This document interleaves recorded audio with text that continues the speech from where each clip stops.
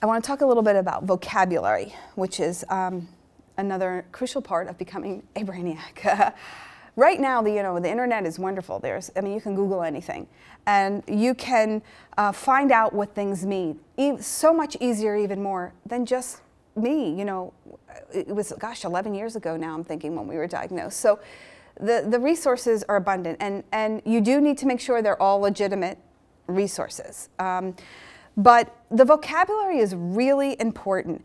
You need to know what things mean. If somebody says, you have to know what a pulmonary embolism is, which I didn't know what a pulmonary embolism was. I wasn't told about a pulmonary embolism. And when my husband's when his legs turned purple, and then the next day was rushed to the hospital and on a respirator because he had a pulmonary embolism, if I had known about a pulmonary embolism, and I'm on top of things, and I didn't know, I would have made sure he had a Doppler, that day his legs were purple, and we could have avoided all that. So who knows what a pulmonary embolism is, and who knows what a Doppler is? Anybody? I know. Okay, go ahead. It's a blood clot that goes to your lungs, okay? Your heart, your heart, your lungs, or whatever.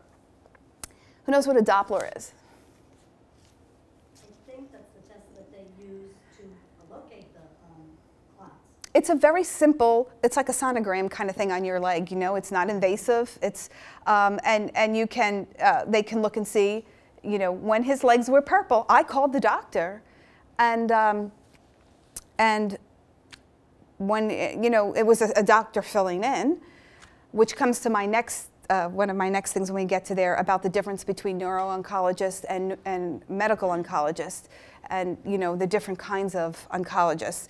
But I wasn't told anything about it, and that's why you have to know all about it right at the beginning, where you need to there's so many resources out there and so many resources online. I think Nancy's put some of those together. The National Brain Tumor Society has a great book that has all great vocabulary words, that you can look up and see what they mean. But understanding what all the things mean, so when you have to make decisions about things, you know what you're making a decision about. Which takes me to lingo. The lingo, they're not just vocabulary words, but there's MRI, DNR, NIH, all these acronyms, all these letters that mean things. Who knows what NIH is? National Institute of Health. National Institute of Health, that's in Washington, and it's the government agency, and that's a place that has a great clinical trials workshop, like a website of things that maybe you can't get other places. It's a resource. It's a great resource for you. It's National Institute of Health. DNR. Who knows what DNR is? Do not resuscitate. Okay, we're going to get to that later, but that's a question that's asked a lot if you're in there for different questions. Again, I'm sorry to patients, but I need to deal with all these things because some of us need to have those conversations. A lot of us don't. A lot of you don't, but some of us do. So we need to cover them. Learning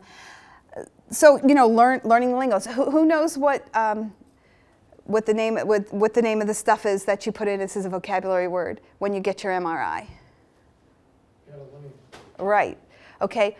It's important to know if you're allergic to that or not allergic to that. Okay. That's a dye that they inject into you so they can get a better picture of your brain. It's a lot of information to keep track of, but it is manageable if you're doing what you're doing right now. You're seeking out information. Become a student of this whole thing. Really understand the diagnosis. Not only I have a brain tumor, because some people have a brain tumor and don't have brain cancer. Okay, I actually was blessed that I was able to have both, because I wouldn't be able to maybe do a lot of these things or talk to a lot of these things. But my husband was a low-grade tumor for 2.5 years, and then it turned to a high-grade tumor. So I actually walked both walks. After his first surgery, he did not have to have any treatments. He did not have to have chemotherapy, radiation. He did good. It was pretty calm for, you know, a couple of years.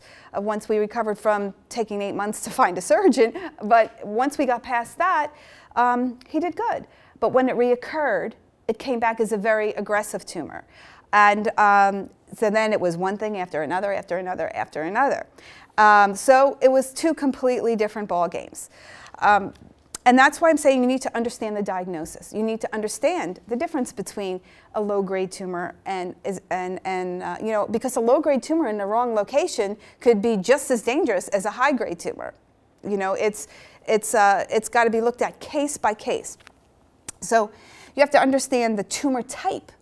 Okay, not just that you have a brain tumor and or that you have brain cancer, but what type of a tumor is, because there are different, different expectations and different things that come with each tumor. You have to understand the brain. What part of the brain, what is it affecting in your everyday life? You know, I am not lessening any other cancer because any disease is difficult on a family. But your brain controls everything, okay? So what part of the brain is? My husband, it was in the front and temporal lobes, and it was affecting his speech and motor skills, okay? It was on the left side, so it affected his right side, and he was a right-handed person. You need to know all that. You need to know, is it in a part of the brain that affects behavior? You know, I've heard of a lot of people who their spouse or their loved one is a completely different person.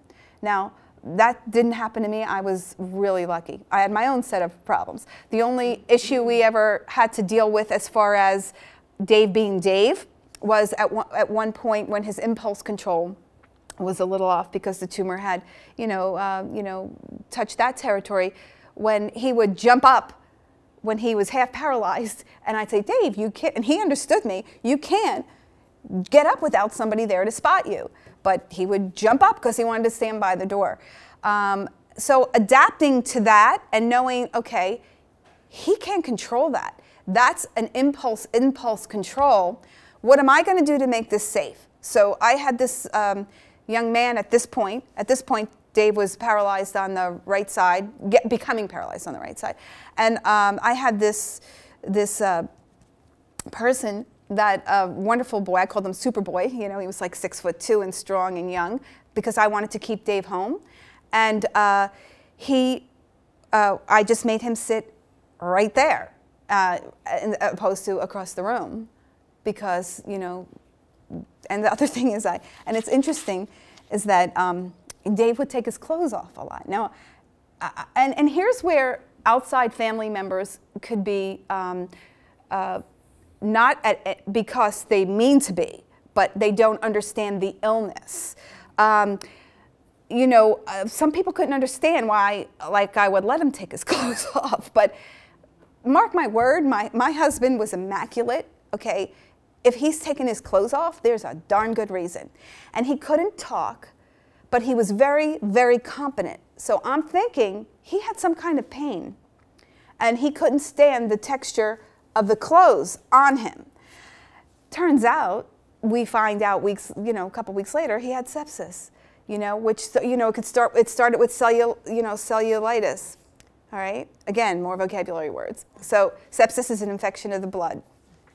Can you believe I was a fine arts major? I'm like so proud of myself. But this was what appeared to other people as he's taking his clothes off. It was like, well, you know what? This is his house. This is where he's at. And if you're uncomfortable with it, then, that's on you.